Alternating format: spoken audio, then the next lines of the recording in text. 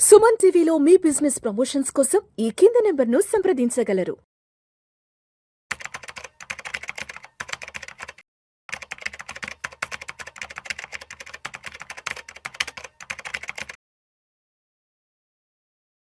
Hello, welcome to Suman TV. నా పేరు Madhu, senior insurance specialist.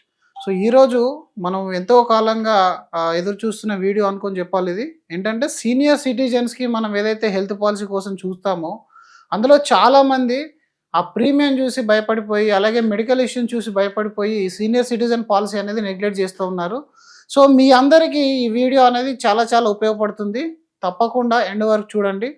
Senior citizen పాలసీలో మనం అసలు ఎలాంటి కవరేజ్ తీసుకోవాలి, ప్రజెంట్ ఉన్న కాస్ట్లో మనం కాస్ట్ ఫ్రెండ్లీగా మనం ఎలాంటి పాలసీని సెలెక్ట్ చేసుకోవచ్చు, అలాగే ఎలాంటి విషయాలు మనం చాలా జాగ్రత్తగా ఇన్సూరెన్స్ కంపెనీకి ప్రొవైడ్ చేయాల్సి వస్తుంది మెడికల్ ఇష్యూ సంబంధించి, అలాగే వాళ్ళ యొక్క మెడికల్ టెస్టులు ఒకవేళ చేయాలనుకుంటే ఎలాంటి ప్లేస్లో మెడికల్ టెస్టులు చేయించాలి, అండ్ ఎంత కవరేజ్ తీసుకోవాలి, ఎలాంటి సబ్లిమిట్స్, ఇవన్నిటి గురించి మనం ఒక టాపిక్ అనేది ఈరోజు చేయబోతున్నాము.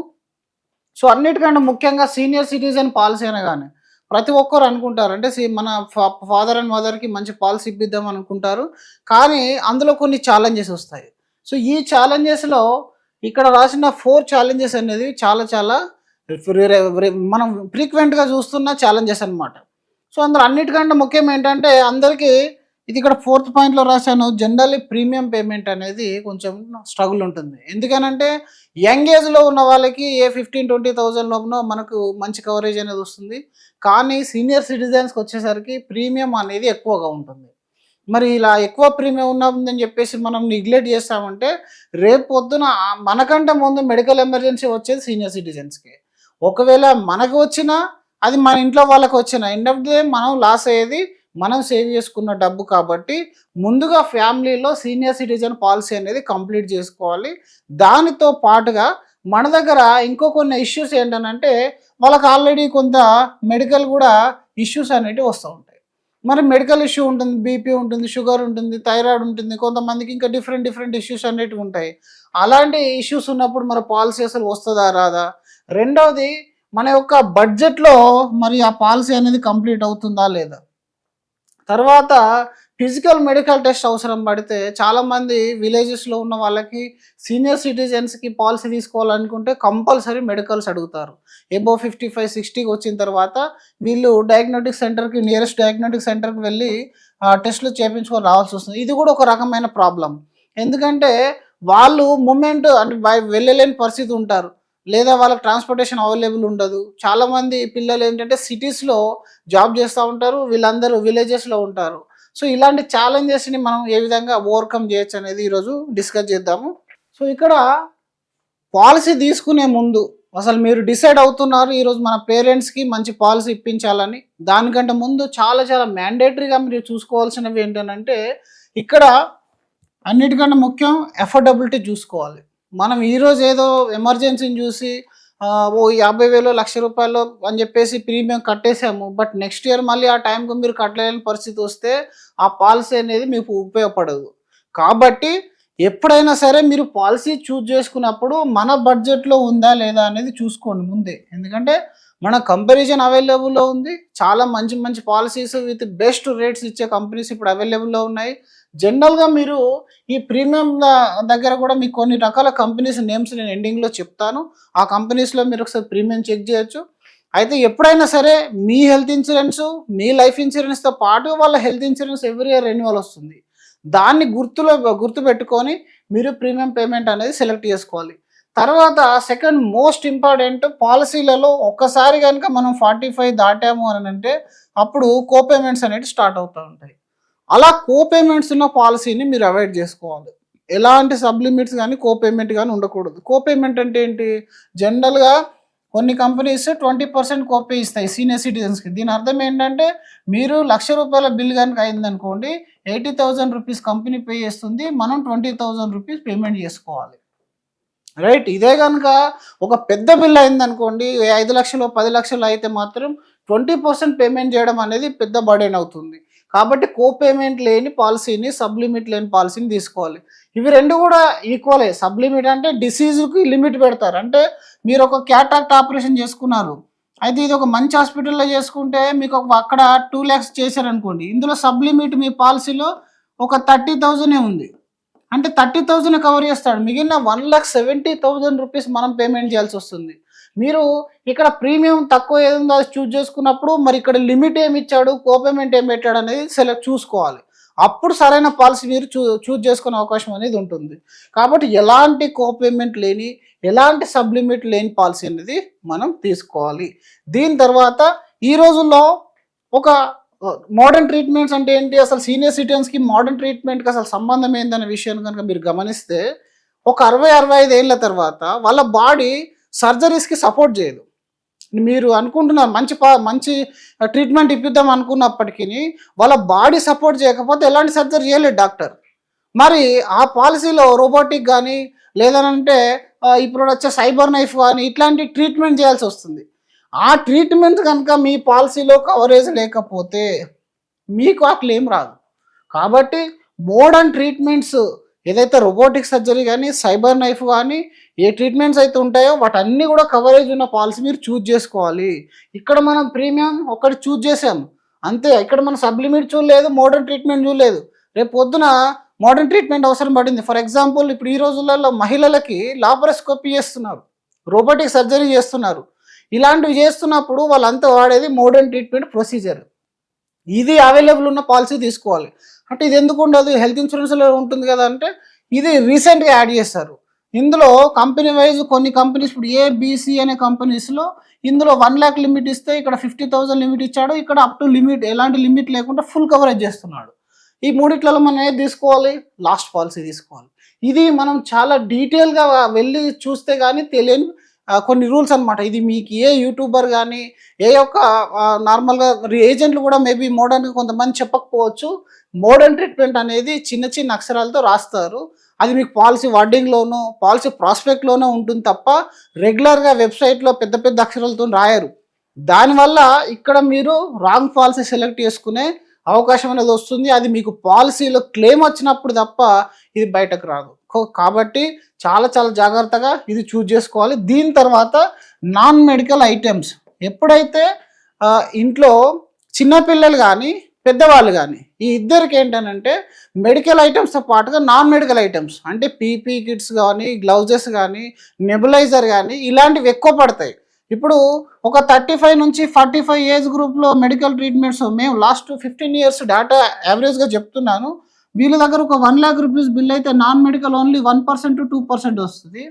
అదే మీరు బిలో 35 years ఎబో 65 years కానీ చూసారనుకుంటే ఆల్మోస్ట్ 15 to 25% వరకు నాన్ మెడికల్ ఐటమ్స్ బిల్లే ఉంటుంది. అంటే ఇక్కడ వీళ్ళకు ఈ డిస్పోజబుల్స్ అట్లాంటివి ఎక్కువ వాడతారు. ఎందుకంటే చిన్నపిల్లలకు తెలుసు కదా, మనకి డిస్పోజల్స్ ఎక్కువ వాడాల్సి వస్తుంది, పెద్దవాళ్ళకు కూడా సేమ్ పరిస్థితి ఉంటుంది. మరి మన పాలసీలో నాన్ మెడికల్స్ కవరేజ్ కనుక లేకపోతే ఈ 20% ఆఫ్ ద బిల్ అనేది మళ్ళీ డిడక్ట్ చేస్తారు. మీరు ఒక మంచి కంపెనీ తీసుకున్నారు, సబ్లిమిట్ లేని కంపెనీ తీసుకున్నారు, మోడర్న్ ట్రీట్మెంట్ కూడా అవైలబుల్ ఉంది, కానీ ఆ పాలసీలో నాన్ మెడికల్స్ కవరేజ్, దీన్నే కన్జ్యూమబుల్ కవరేజ్ అంటారు.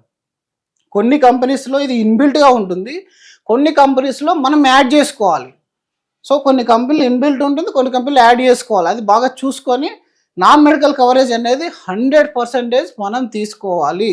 దాని తర్వాత పీడీ కవరేజ్, అన్నిటికంటే ముఖ్యమైన కవరేజ్ ఇది.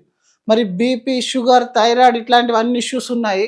ఇప్పుడు ఈ పాలసీ మనం తీసుకున్నాము, కానీ వీళ్ళు 3 years వెయిటింగ్ పీరియడ్ పెట్టారు. ఇప్పుడు 3 సంవత్సరాల వరకు, ఫర్ ఎగ్జాంపుల్ మీకు డయాబెటీస్ ఉంది అనుకుందాం. ఫర్ ఎగ్జాంపుల్ మీ ఇంట్లో సీనియర్ సిటిజన్కి డయాబెటీస్ ఉంది, మీరు పాలసీ తీసుకున్నారు. పాలసీ తీసుకున్న తర్వాత సడన్లీ హార్ట్ అటాక్ వచ్చింది. ఇప్పుడు ఆ క్లెయిమ్ వస్తుందా? చాలామంది ఏమనుకుంటారు, ఈ క్లెయిమ్ వస్తుంది అనుకుంటారు. నిజానికి అక్కడ కనుక డాక్టరు ఆ డయాబెటీస్ సంబంధిత ఇష్యూ వల్లనే హార్ట్ అటాక్ వచ్చిందని కనుక రాస్తే ఆ పాలసీలో 3 సంవత్సరాల వరకు హార్ట్ అటాక్ కవర్ కాదు. పీఈడీ అంటే సార్ నాకు బీపీ ఉంటే బీపీకే మీరు వెయిటింగ్ పీరియడ్ పెట్టాలి కదా, మళ్ళీ నాకు బ్రెయిన్ స్ట్రోక్ వస్తే ఎందుకు వెయిటింగ్ పీరియడ్ పెడుతున్నారు, డయాబెటీస్ నుంచి హార్ట్ అటాక్ ఎలా లింక్ ఉంటుంది, కిడ్నీ ఫెయిల్యూర్ అయితే ఎలా లింక్ ఉంటుందంటే డయాబెటీస్ అనేది ఒంట్లో ఉన్న అన్ని రోగాలకి కారణమవుతుంది. ఒంట్లో ఉన్న ప్రతి దాన్ని ఎఫెక్ట్ చేసేది డయాబెటీస్ అంటారు. సో డయాబెటీస్ బీపీ వచ్చినప్పుడు స్ట్రోక్ ఉంటుంది. అలాగే డయాబెటీస్ ఉన్నప్పుడు heart related kidney related issues అనేవి వస్తూ ఉంటాయి. కాబట్టి మీకు ఇక్కడ 3 years వెయిటింగ్ అనగానే బీపీకి 3 years అని అపోహ పడవద్దు. ఇక్కడ బీపీ రిలేటెడ్ ఏ ఐటమ్ వచ్చినా దానికి 3 సంవత్సరాలు వెయిటింగ్ పీరియడ్ ఉంటుంది. అంటే మీరు పాలసీ తీసుకున్న 3 సంవత్సరాల వరకు జనరల్ ఇష్యూస్ తప్ప మీతో ఏం కవర్ కాదు. దీని రిలేటెడ్ వస్తాయి, PD related, pre existing disease అంటారు దీన్ని. అంటే మన పాలసీ కంటే ముందే తీసుకునే ఇష్యూస్, ముందే ఉన్న ఇష్యూస్ ఏవైతే ఉంటే వాటిని పీడీ అంటారు. ఆ పీడీ వెయిటింగ్ పీరియడ్ లేని పాలసీ అనేది మీరు చూజ్ చేసుకోవాలి. అంటే డే 1 కవరేజ్ యాడ్ చేయడానికి కొంత ఎక్స్ట్రా అమౌంట్ అనేది మనం పేమెంట్ చేయాల్సి వస్తుంది. అది కవర్ చేస్తే 31st డే నుంచి, ఎందుకు 30 days అనే జనరల్ వెయిటింగ్, 31st నుంచి ఈ పాలసీ అనేది కవరేజ్ చేస్తారు. దీని తర్వాత ఈ పీఈడీని మనం ఇప్పుడు డయాబెటీస్ బీపీ ఉందని చెప్పాము, కొంతమంది ఏం చేస్తారంటే పర్మనెంట్ వెయిటింగ్ పీరియడ్ పెడతారు. అంటే పర్మనెంట్ అసలు ఇంకా కవర్ చేయరు వాళ్ళు. అది కూడా చిన్న క్లాజ్ ఉంటుంది, మీ దగ్గర ఓటీపీ లేకపోతే ఈమెయిల్ అథెంటికేషన్ తీసుకుంటారు. అది మీరు గుర్తించకపోతే మీరు మెన్షన్ చేసిన ఇష్యూ ఏదైతే ఉంటుందో అది అసలు కవర్ కాదు. ఆ పర్మనెంట్ ఎక్స్క్లూజన్ అనేది ఏమేమి ఉంటుంది అనేది మీరు చూసుకోవాలి. ఫర్ ఎగ్జాంపుల్ పర్మనెంట్ ఎక్స్క్లూజన్ అంటే ఎవరికైనా ఇప్పుడు కాల్ బ్రేక్ అయింది అనుకోండి, అక్కడ రాడ్ వేసాడు, అది ఆ రాడ్ను మళ్ళీ రిమూవ్ చేయడానికి అది పర్మనెంట్ ఎక్స్క్లూజన్. పాలసీ కంటే ముందే మీకు ఆపరేషన్ అయింది, పాలసీ తర్వాత మీరు ఆ రాడ్ను రిమూవ్ చేయలేరు, అది ఓకే. బట్ బీపీ డయాబెటీస్ ఇట్లాంటి ఇంకేదైనా వేరే ఇష్యూ మీరు మెన్షన్ చేసినప్పుడు పర్మనెంట్ ఎక్స్క్లూజన్ కానీ పెడితే లైఫ్లో మళ్ళీ అది కవర్ చేయరు. అది బాగా గుర్తుపెట్టుకోండి. దీని తర్వాత మనకి సెలెక్ట్ చేసుకునేటప్పుడు క్లెయిమ్ రేషియో మనకు మినిమం 85% అండ్ అబోవ్ ఉన్న ఏ కంపెనీ అయినా మీరు తీసుకోవచ్చు. ఇందులో క్లెయిమ్ రేషియో అనేది ఒక పెద్ద స్టాండర్డ్ అని చెప్పేసి చాలామంది చెప్తున్నారు. అలా ఏం కాదు, కొన్ని కంపెనీస్ ఈవెన్ 80% క్లెయిమ్ రేషియోలో ఉన్న మంచి క్లెయిమ్స్ ఇచ్చే పాలసీస్ కూడా ఉంటాయి. ఎందుకంటే ఇది చేంజ్ అవుతూ ఉంటుంది. ఇక్కడ ఇది చాలా ముఖ్యం. కంప్లైంట్ రేషియో అనేది ఏంటి, 10,000 కంప్లైంట్స్కి ఎంత కంప్లైంట్ రేషియో ఉంది అనేది చూసుకోండి. ఇది చాలా చాలా ఇంపార్టెంట్. ఎందుకంటే క్లెయిమ్ అనేది కొన్ని ఫ్రాడ్ క్లెయిమ్లు అవ్వచ్చు, వెయిటింగ్ పీరియడ్ రాకుండా మెచ్యూర్ కాకుండా వచ్చే క్లెయిమ్స్ రిజెక్ట్ చేయొచ్చు. అది కంపెనీ చేతిలో ఉండదు, అది జనరల్గా చేంజ్ అవుతూ ఉంటుంది. బట్ ఇక్కడ కంప్లైంట్ అంటే జెన్యూన్ అయితే వాళ్ళు కంప్లైంట్కి వస్తారు. ఇందులో 10,000 క్లెయిమ్స్లో మనకి ఎన్ని కంప్లైంట్స్ వస్తున్నాయి అదంతా వాళ్ళ వెబ్సైట్లో అవైలబుల్ ఉంటుంది, లేదా మనం గూగుల్లో కూడా కొట్టినా కూడా తెలుస్తుంది, లేదా మీరు మీ ఇన్సూరెన్స్ అడ్వైజర్తో మాట్లాడినప్పుడు ఈ కంపెనీ యొక్క కంప్లైంట్ రేషియో అనేది మీకు తెలిసిపోతుంది. లెస్ కంప్లైంట్స్ ఉండాలి. ఇక్కడ లెస్ కంప్లైంట్స్ ఉన్న పాలసీని మీరు చూజ్ చేసుకోవాలి. ఇంతే కాకుండా నెట్వర్క్ హాస్పిటల్ అనేది ఇంపార్టెంట్. ఎందుకంటే సీనియర్ సిటిజన్ కదా, వీళ్ళు 50-100 కిలోమీటర్లు ట్రావెల్ చేసి హాస్పిటల్లో జాయిన్ అవ్వరు. దగ్గరలో ఏది ఉంటే దానిలో జాయిన్ అయ్యే ప్రసక్తి అనేది ఉంటుంది. కాబట్టి ఎక్కువ నెట్వర్క్ హాస్పిటల్, ముఖ్యంగా మీ ఏరియాలో ఉన్న టాప్ హాస్పిటల్స్ కవర్ చేస్తున్నారా లేదా. ప్రతి కంపెనీ యొక్క గూగుల్లో వెళ్తే వాళ్ళ నెట్వర్క్ హాస్పిటల్ లిస్టుకి సంబంధించిన లింక్ ఉంటుంది. ఆ లింక్లో కనుక మీరు పిన్ కోడ్ కానీ మీ ఏరియా కానీ ఎంటర్ చేసినట్టయితే ఆ హాస్పిటల్ లిస్ట్ అనేది వస్తుంది. హాస్పిటల్ లిస్ట్లో మీరు చూసుకొని ఇక్కడ మీరు పాలసీ అనేది సెలెక్ట్ చేసుకోవచ్చు. సో ఫైనల్గా మీరు ఏంటంటే ఒకవేళ వీలైతే ఇన్స్టెడ్ ఆఫ్ 1 year మీరు 3 years పాలసీకి వెళ్ళే ప్రయత్నం చేయండి. మనం 1 year, 2 year, 3 year, కొన్ని కంపెనీస్లో 5 సంవత్సరాలు కూడా ఒకేసారి కట్టుకోవచ్చు. దీని యొక్క ఉద్దేశం ఏంటంటే వీళ్ళు ఆల్రెడీ సీనియర్ సిటిజన్స్ కాబట్టి బికాస్ ఆఫ్ మెడికల్ ఇన్ఫ్లేషన్ వల్ల ప్రీమియం పెంచే ఛాన్స్ అనేది ఉంటుంది. ఇప్పుడు జిఎస్టీ తీసేశారు, అందులో మీకు 18% తగ్గిపోయింది. ఈ రేట్లో మీరు 3 years, 5 years బుక్ చేసుకుంటే ఇంకా నెక్స్ట్ 3 years వరకు మీ ప్రీమియం ఎఫెక్ట్ కాదు ఇన్ఫ్లేషన్ వల్ల, అది మీకు సేవ్ అవుతుంది. ఆల్మోస్ట్ మీరు 3 year పాలసీకి వెళ్తే 10% డిస్కౌంట్ ఇస్తారు. దాంతో పాటుగా మీకు 18% జిఎస్టీ సేవ్ అయింది. అంతేకాకుండా ఫ్యూచర్లో పెరిగే ప్రీమియం కూడా మీరు సేవ్ చేస్తారు. సో ఈ 3-4 బెనిఫిట్స్ అనేవి ఉంటాయి. మీ బడ్జెట్ అలో చేస్తే మీరు 3 yearsకి వెళ్తే బెటర్ అవుతుంది. అంతేకాకుండా 3 year పాలసీకి ఈఎంఐ కూడా ఉంటుంది. వీలైతే మీరు ఈఎంఐలో కూడా వెళ్ళిపోవచ్చు. అలా కాకుండా మీరు పాలసీ సెలెక్ట్ చేసేటప్పుడు 1 year ప్రీమియం రేట్ని బట్టి మీరు బెస్ట్ పాలసీ అని చూజ్ చేసుకోకూడదు. ఎందుకనంటే ప్రీమియం అనేది ప్రతిసారి ఈ కొత్త పాలసీ లాంచ్ అయినప్పుడల్లా లో ప్రీమియం మీకు ఆఫర్ చేస్తారు, ఆ తర్వాత ప్రీమియం పెంచుతూ ఉంటారు. కాబట్టి ఇది లైఫ్లో ఒకేసారి తీసుకునే కాంట్రాక్ట్ కాబట్టి మీరు ఒకేసారి మంచి పాలసీ మంచి కంపెనీ సెలెక్ట్ చేసుకుంటే ఇంకా లైఫ్ టైం దాన్ని కంటిన్యూ చేయొచ్చు. రైట్. అలాగే ఎప్పుడు కూడా వీలైతే మీ పాలసీని పోర్ట్ చేసుకోవద్దు, ఎందుకంటే సీనియర్ సిటిజన్ పాలసీ కాబట్టి మీకు అన్నీ కూడా డే 1 నుంచి కవరేజ్ అయిపోతాయి, 2-3 ఇయర్స్ అయిపోతాయి. మీరు పోర్ట్ చేస్తే మళ్ళీ కొత్తగా వచ్చిన ఇష్యూస్కి వెయిటింగ్ పీరియడ్ పెట్టే ఛాన్స్ అనేది ఉంటుంది. కాబట్టి ఎప్పుడు పోర్ట్ చేయొద్దు. మీరు బాగా ఆరోగ్యంగా ఉన్నట్టయితే, ఎలాంటి మెడికల్ ఇష్యూస్ లేకపోతేనే పోర్ట్ చేసుకోండి. తర్వాత ప్రీమియం అనేది ఒక 15 days అడ్వాన్స్గా మీరు పేమెంట్ చేసుకోవాలి. సీనియర్ సిటిజన్స్ ఎమర్జెన్సీ మనకి ఎప్పుడు చెప్పి రాదు. ఇది చేసుకోవాలనుకుంటే మీరు దానికి సంబంధించిన ఫండ్ అనేది ఏదైనా ఒక సేఫ్టీ ఇన్వెస్ట్మెంట్ ఆప్షన్లో ఇన్వెస్ట్మెంట్ చేసి ఉంచాలి. అంటే మీరు మంత్లీ మీరు ఎస్ఐపి రూపంలో కొంత అమౌంట్ డెట్ ఫండ్స్లో పెట్టుకోవడము, లేదా మంత్లీ ఎఫ్డీలోనో, లేదా ఏదైనా మంత్లీ రికరింగ్ డిపాజిట్ చేయడము. ఆ 1 year వరకు ఒకేసారి పెద్ద బర్డెన్ కాకుండా, ఎందుకంటే మనం సీనియర్ సిటిజన్ అంటే ఎవరైనా మీకు 80,000 నుంచి 1 lakh వరకు ప్రీమియం ఉంటుంది. ఆ టైంలో మీకు వేరే ఖర్చు వచ్చే ఛాన్స్ కూడా ఉంది. కాబట్టి ముందు నుంచే మంత్లీ మీరు ఏదైనా ఒక సేఫ్టీ ఇన్వెస్ట్మెంట్లో, మళ్ళీ ఇది ఈక్విటీ సైడ్ అట్లాంటివి వెళ్ళకండి, ఎందుకంటే అది మళ్ళీ ఫ్లక్చుయేషన్స్ ఉంటాయి. కాబట్టి ఏ డెట్ ఫండ్లోనో, ఏ పోస్టల్ ఆఫీస్లోనో, ఆర్డీలోనో మీరు సేవ్ చేసి పెట్టుకోవడం వల్ల ఆ రోజు మీరు విత్డ్రా చేసేసి ఈ ప్రీమియం అనేది పేమెంట్ చేసుకోవచ్చు. సో ఈ విధమైన జాగ్రత్తలు అనేది తీసుకోండి. ఇలా తీసుకోవడం వల్ల నేను చెప్పిన చాలా ఇంపార్టెంట్ పాయింట్స్ మీరు మళ్ళీ కావాలంటే రివైండ్ చేసి చూసుకోండి వీడియోని. అది చాలా ఇంపార్టెంట్. ఇలాంటి విషయాలు అనేది ఎక్కువ మీకు బయట కనబడవు. ఇంకా ఇలాంటి సెషన్స్ కోసం మన ఛానల్ని సబ్స్క్రైబ్ చేసుకొని ఫాలో అవుతూ ఉండండి. Thank you so much.